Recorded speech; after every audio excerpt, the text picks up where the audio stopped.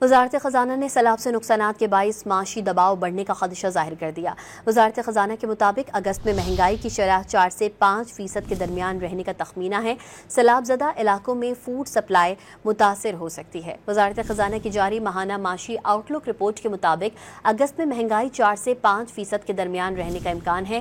جولائی میں مہنگائی کی شرح 4.07% تھی۔ رپورٹ میں کہا گیا کہ معاشی اشاریے مثبت اور مستحکم دکھائی دے رہے ہیں۔ امریکہ سے تجارتی ڈیل کی بدولت برآمدات بڑھیں گی۔ تجارتی پارٹنر سے ڈیمانڈ میں اضافہ ہو رہا ہے۔ وزارت خزانہ نے سیلاب سے نقصانات کے باعث معاشی دباؤ بڑھنے کا خدشہ ظاہر کر دیا۔ وزارت خزانہ کے مطابق اگست میں مہنگائی کی شرح 4 سے 5% کے درمیان رہنے کا تخمینہ ہے۔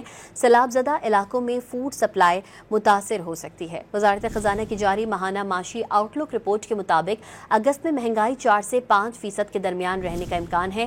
جولائی میں مہنگائی کی شرح 4.07% تھی۔ رپورٹ میں کہا گیا کہ معاشی اشاریے مثبت اور مستحکم دکھائی دے رہے ہیں۔ امریکہ سے تجارتی ڈیل کی بدولت برآمدات بڑھیں گی۔ تجارتی پارٹنر سے ڈیمانڈ میں اضافہ ہو رہا ہے۔